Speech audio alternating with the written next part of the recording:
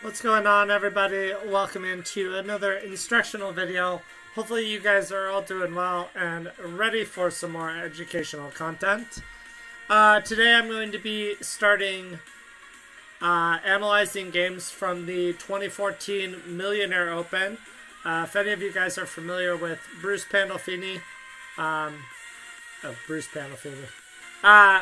Ashley. Maurice Ashley came up with this idea. In 2014, they hosted the largest paying amateur chess tournament of all time. Sadly, this event only went on a couple of years before it was scrapped. But definitely the top 5 on my list of top 5 events I've ever played in my life. This event was unique for me from the perspective that it was the first tournament I ever played in that had 7 rounds. And it was the first time I had ever played in a tournament where I got to play 7 people who were actually in my rating category. So expectations for myself headed into this event, honestly, it's been so long I can't remember. I just wanted to take advantage of the moment. You know, I wanted to play slow games. Time control was... The games were very, very long. They had 2 time controls, a first and a secondary time control. I was coming in about... Let me see. I was doing some research on this. I was coming in 1856, rating-wise. So, kind of right in the middle of the under 2000 section. Not towards the top, but definitely not towards the bottom of that section. And 7-round event. I'm going to share the first game I played with you tonight. And it's actually been such a long time, and I haven't done any research on any of my opponents I played in that event to see what they went on to accomplish chess-wise. So I thought that would be interesting just now to go and do a little research on my first-round opponent, Seth. I don't know how to say his last name. Very, very strong player. And I think he was the highest rated player in my section going into the event. Or definitely top 3. So, round 1, I was paired with this young man from Oregon. Guy was coming in just short of expert, so very, very strong player. And I had the black pieces. And I remember I was not too stressed out about this game. I wasn't putting pressure on myself. I just wanted to show up and I wanted to put a good performance together and see how I could do. You know, it was definitely exciting to have a 7-round event because I had never played in one before. And to have an opportunity to play, you know, 7 games with people 1800 or above was just an incredible opportunity. So, round 1 comes around. I am black, playing the highest rated player in the section or towards the top, definitely. There's definitely one on one of the top boards. I had the black pieces. And in 2014, when this game was played, I was playing a lot of center counter openings with the black pieces. So e4, d5 is the center counter. Obviously, there's white's best move here is e d5, which is what most people play. And here you have multiple options. You can play the knight f6 line, put pressure on this pawn. Or you can play the queen d5 line. I was a fan of both of those lines. But for this game, I chose knight f6. And my opponent played theory, but not mainline. Not as well-known theory. Not stuff you see as often. Typical plans in this position for white would be d4. D4 is pretty standard. You can play c4, guys, but after c6, it's just known that d6 and knight c6 is very, very good for black. Yes, you are down a pawn, but you have both knights developed.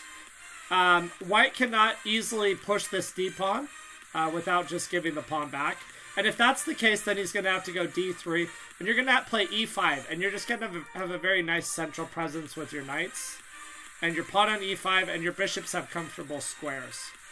So usually when people play this line after c6, if they understand how good that position is for black, they'll play d4.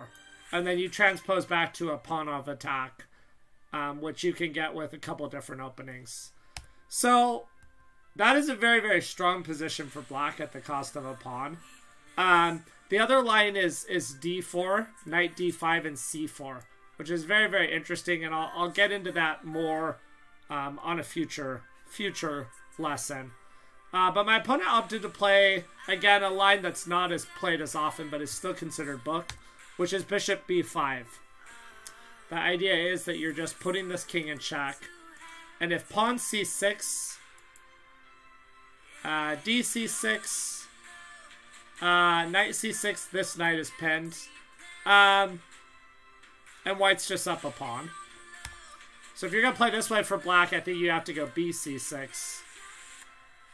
And then try to prove that you can create enough play for the pawn.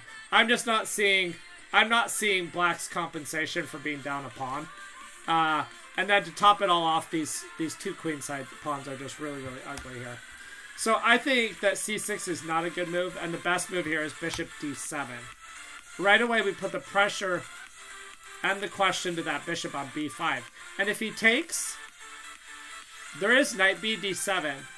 Captures d7, and then knight b6, and we're gonna get this pawn back.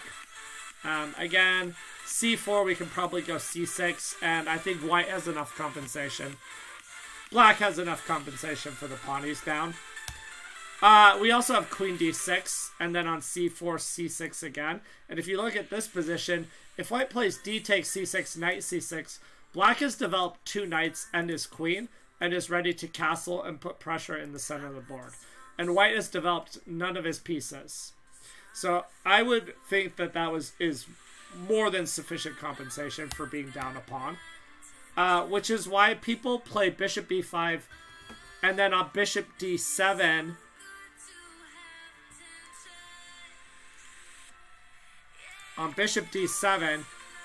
white usually plays bishop c4. And then you actually play this funny looking move, bishop g4. And it's funny from the perspective that if you haven't seen this position at all, you might think these are just bad moves going on, but they're actually not. Right away, black is just saying, I'm going to attack your queen, and if you play knight f3, I'm going to take on d5. I'm just going to get my pawn back for no reason. Which is why usually f3 is played, but my opponent opted to play bishop e2. And at this point, you can just capture the bishop on e2. Bishop takes e2, queen e2, and queen d5. And white has his queen on e2, and black has his queen and his knight out. And on knight c3, there would be queen takes g2. And then we're hitting this rook, and the only way to save the rook is queen f3. And then we just trade queens. And black's up a pawn for no reason. And white has really bad pawn structure on the king side. So I don't think this is a move. Before playing knight c3, what you want to do is play knight f3, which is what my opponent played. And then black should play knight c6. And this is kind of the funny thing about playing the center counter, is people kind of fall in love with the move knight c3. Attacking this queen on d5. And you can play it at several different moments. e4, d5, e d5, queen d5, and knight c3. And the reason this isn't as good for white as it looks is because the knight doesn't really have a future on c3 after it attacks the queen. The queen just comes back to, there's a couple of good squares it can come back to. And then the knight is kind of silly on c3. So, but it's still the move most people are going to play knight c3. And then black has a couple of different options. Queen d6, queen d7. Queen d8 didn't feel right because I kind of thought my rook might be useful on d8. So I played queen d7. And again, I have both knights out and my queen. I might castle on the queen side.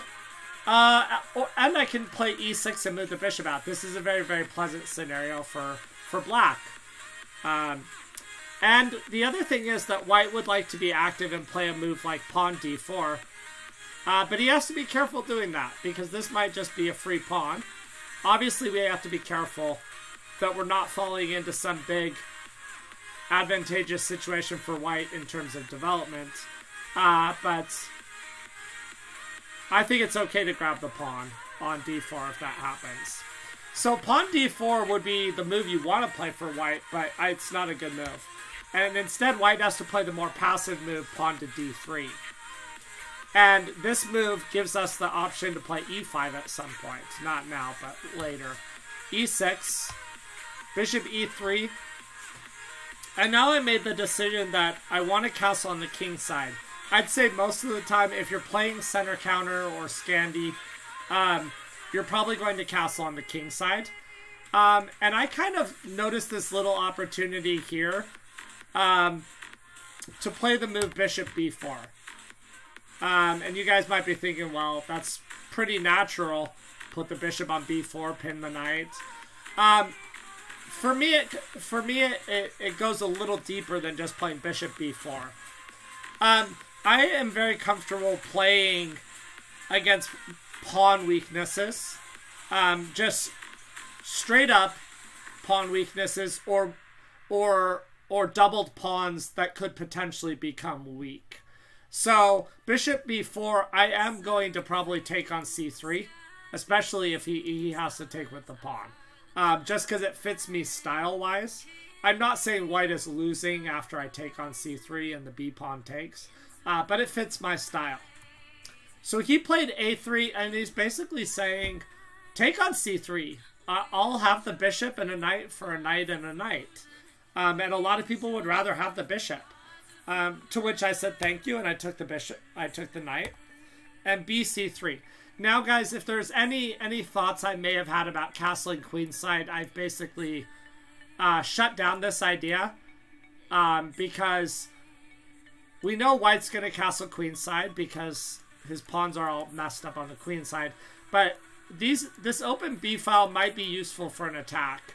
And I'm playing a very, very strong player, and I don't want to give my opponent that option. So castle kingside is the decision I made. And basically we're just saying if you put a rook on the open file, I just play pawn to b6. And your rook is not really doing anything. It's on an open file, but what's it going to do after that, you know? So castles. And I think I played these moves to this point pretty quick. They seem pretty simple. And I'm sure somewhere in here I kind of slowed it down a little bit.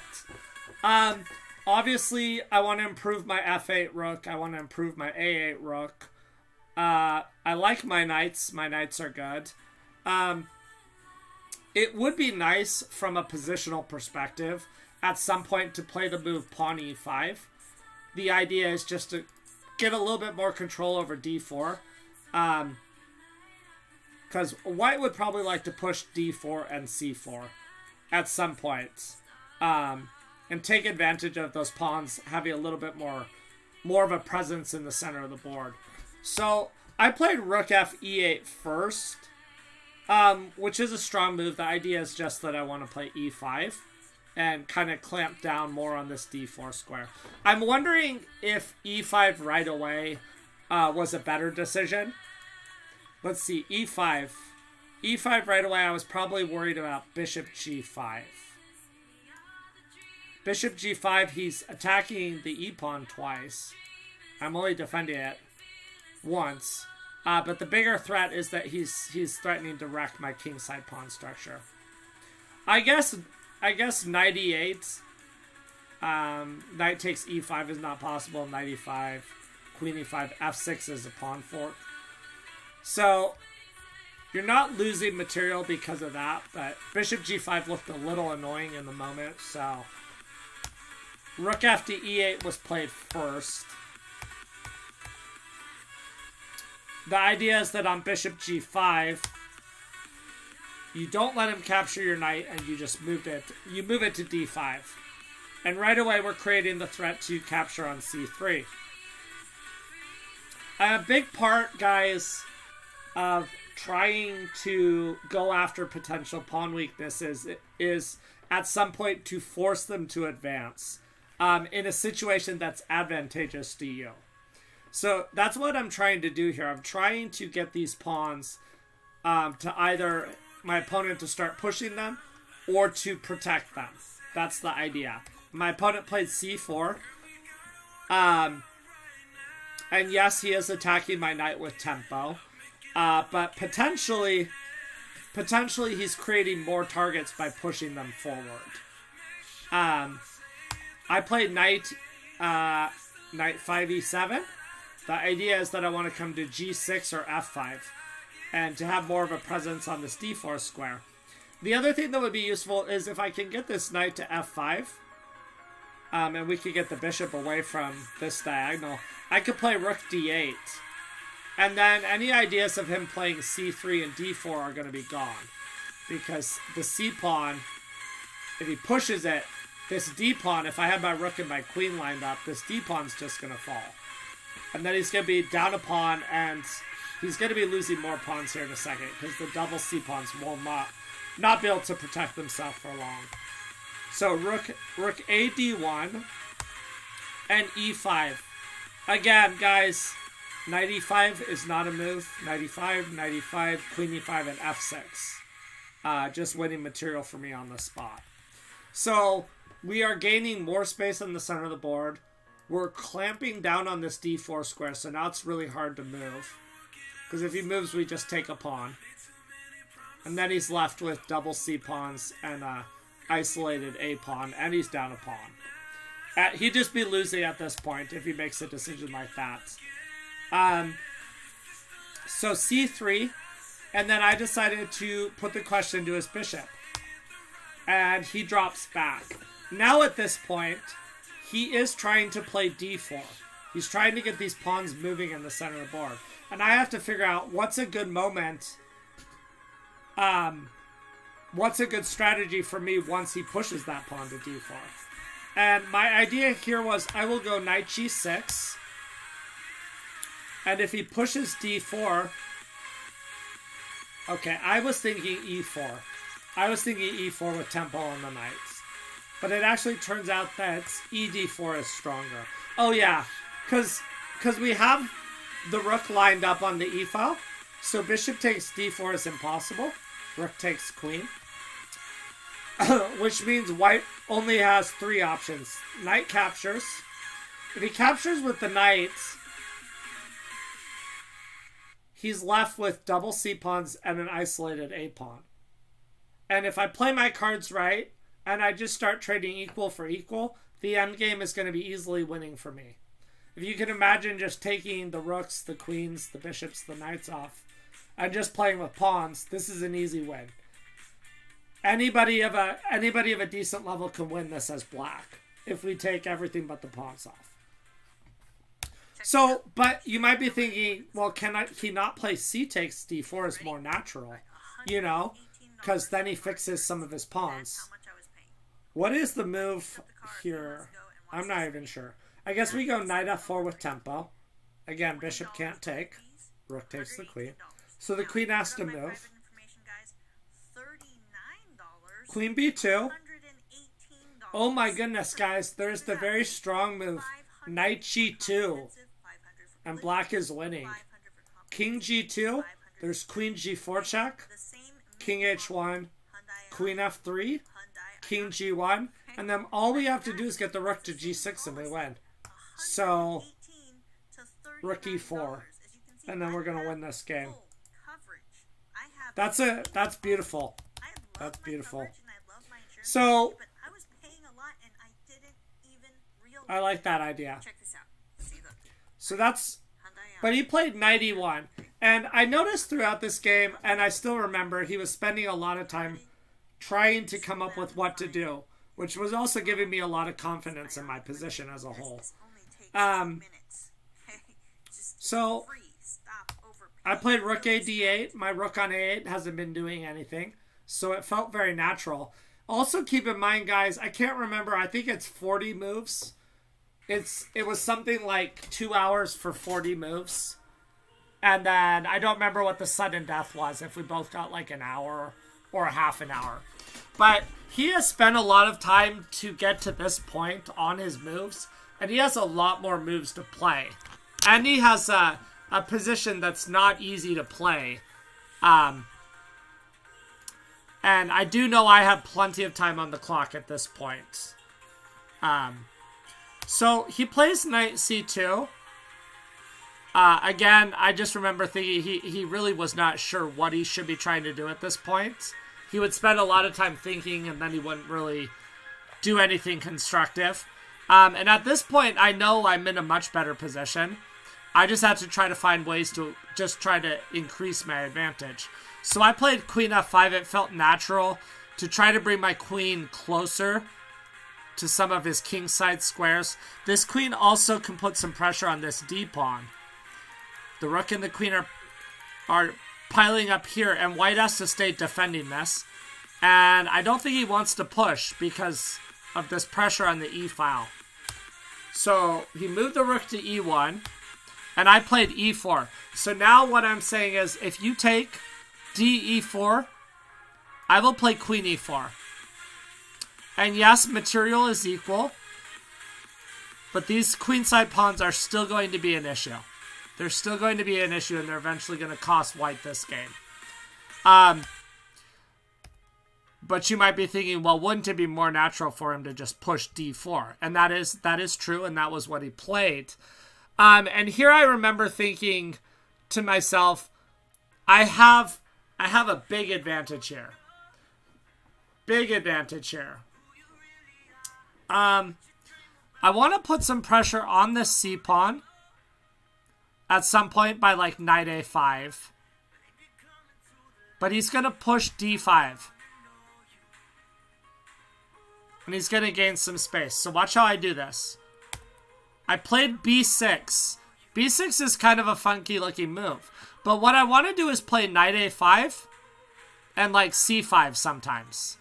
And the idea is that you're locking both the c-pawns down so that they can't move forward anymore. And if they can't move forward, they're going to be more of a target for my pieces. Rook e f1. He's not really sure what to do at this point. He's just aiming for f3 probably. And I played knight h4. This felt like a very strong move, bringing my knight closer to his king. Maybe even eyeballing knight f3 at some point. Knight f3, gf3, gf3, or ef3. And then we're hitting his queen, and we're threatening a mate. So that would be winning. So knight f3, he actually has to go king h1, I think. And he played knight e1. So you guys notice there's just been a shuffle of the knight back and forth. And at this point, this position is actually basically lost with proper play. Black has increased his advantage enough. But here I kind of started to make less than optimal moves, and my opponent was able to start fighting back. I played knight a5, which is really good, so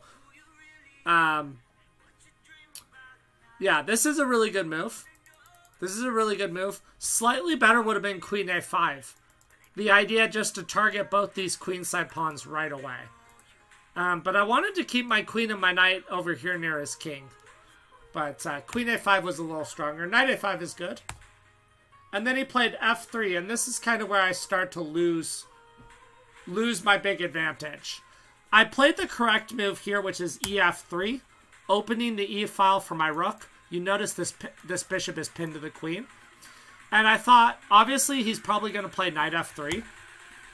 And this is really where I started slipping up. So I played knight f3. I played knight takes f3 and gave him the tempo on my queen with rook f3. I still have a slightly better position, but I'm not winning anymore. After this move by white, knight f3, the move that keeps a major advantage is queen g4, actually, pinning this knight to the queen. And black is just dominating this position here. Lots of pressure. Ideas of maybe doubling the rooks on this this bishop that can't move. Pressure on g2. Right away, black is threatening rook e3, guys. Queen e3, there's queen g2 mate. And again, the knight can't take because the queen falls on e2. So black would have a lot of pressure here, and he's just winning. But again, I started just playing less than optimal moves, and I'm not sure if it's because I was tired or if I just started moving too fast. So I played knight f3, rook f3. Obviously, we have to move our queen. And I decided it was time to provoke d5. Now our queen hits this c-pawn twice. And he pushes, which is what I expected. And then I played queen e7. So we're keeping this bishop locked down, because now if the bishop moves anywhere, the queen is going to fall. We're hitting the a3 pawn. And he broke the pin. He breaks this pin on the bishop, but he gives me a really, really nice looking move here, which is pawn c5. And I have locked down the c-pawn as a weakness. Notice that d takes c6 en passant. He loses the rook on d1 with check. And he goes on to lose the game easily. So, white cannot en passant this pawn. And if he can't en passant this pawn, black is threatening queen e4. And how does white defend the c-pawn? And if the c-pawn falls, then the d-pawn is going to fall. And a typical theme in a lot of these positions with double pawns is if one of the pawns falls, the rest fall quickly after. Usually in this type of scenario. So, this is still a good position for me. It's not winning. My opponent played the rook to the f-file, so now he's starting to take on f7, a very good move. I played rook f8, felt forced. And he played queen f2. And I thought to myself, isn't this just a free pawn on c4? Because his queen's no longer defending it. So I played knight c4. And my opponent played a very, very strong move. A very, very strong move that I did not see coming. Bishop takes h6. Wow. Wow. And I remember thinking to myself after this move, oh my goodness, what did I just allow? Because I've been in complete control of this game. I've had the advantage for most of this game. And now I've allowed bishop h6, and I'm like, am I just losing? And I had plenty of time, so I just sat there for a while. You have to be very, very careful at this point. Obviously, if we don't take, he's eyeballing stuff like rook g3, and I'm going to have big issues. But I had to calculate and decide, can I take on h6? And I finally came to the conclusion, I can. I can take on h6. It looks very scary, because my opponent's idea was check, king h8, and queen f4. Oh my goodness, guys. Oh my goodness. He is hitting my knight that's undefended, but more importantly, he's threatening a mate on h6. And I remember after he found bishop h6 and I realized that this could be an issue in a couple of moves. I saw that my knight was going to be loose and he was going to be threatening mate. I really started to respect my opponent more and his playing strength for finding this idea. And basically what I had to do is decide, can I survive this position? You know, I had to think and be level-headed here, and I decided I actually can hold this position for black. It's no longer a lot better for me, but I can hold this position. Rook d6. There's no way to save the knight and not get checkmated, and the lesser of the two evils is to not get checkmated, so obviously he's going to take my knight. And now white is slightly better. Now, guys, we are on move. My next move will be move 36. And up until a few moves before my opponent played bishop h6, his body language, he looked defeated in this game. Like, even though it was still going. And as the moves have gone on here, my opponent has gained confidence. Not only is he about to get extra time on the clock, the momentum of the game feels like it has shifted. And anybody who's ever been in a back and forth chess game knows that can be a big deal, and that can feel like a big, big thing in the moment. The reality here is that black is actually still fine with proper play. But my opponent is riding on the high of, if I make a couple more moves, I get my extra time, I think I'm going to win this game, because now the momentum has shifted. I disagree, but I also know where he's coming from, because I've been in those types of games. But again, black has to be careful here. My king is a little bit more exposed. So I played rook g8, a very, very strong move. And my opponent played queen f4, which is not the best move. And I sat here for a little while, guys. We're almost to the time control. I know I had debates with myself at this point of just offering a draw the last several moves, and I decided not to, out of respect for my opponent, and seeing his body language has changed, and feeling like he is actually going to try to win the game now, because of the momentum. I took on g3 after a lot of thinking, and I did have to be careful here, guys, because I saw there's hg3. And I wanted to see if I could get away with taking on d5. I know that might look kind of crazy. The queen can come to h6 with check. The king can come to g8. The rook can swing to f4.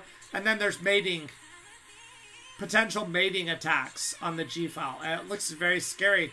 And so I sat here and I calculated for a good little bit and decided that rook takes d5 is actually fine. Believe it or not. To which my opponent played queen h6 pretty quickly, guys. And he was down to a couple of minutes here. But I could tell he was just oozing confidence all of a sudden. He was sure he was going to make the time control and win this game. And I saw all this. I have to go to g8. And my opponent played rook f4. And this is where, if you have not calculated this position as black, you might start to freak out. Because, first of all, he's threatening rook g4, which is going to win on the spot. Second of all, if we do somehow block the g-file, what are we going to do on rook h4? Threatening checks on h7 and a mate on h8? That's not looking very good. And I had seen one move ahead of my opponent, guys. And I'm not sure why my opponent was blinded. Like, what I came up with was not a deep, 10-plus move sequence here. But I'm wondering if it was because of the confidence that he was starting to ooze. So I saw rook g5 here. I need to block the g-file. And this is move 40. This is move 40, guys, and I did something interesting here. And I offered my opponent a draw after rook g5. Why did I offer my opponent a draw? Did I offer him a draw because I was convinced that this game was going to end in a draw? Or am I trying to set a trap for my opponent? Because based on his body language, I don't think he's going to accept a draw. The reality is I saw something here and I didn't figure he was going to take the draw. I didn't figure he was going to take the draw. And I gambled. I gambled a bit here.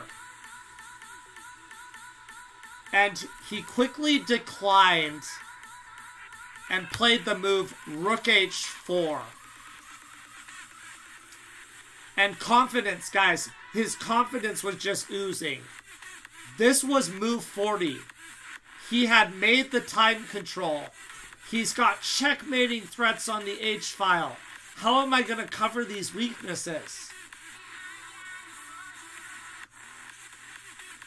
I saw all of this, guys. I saw one move further than my opponent.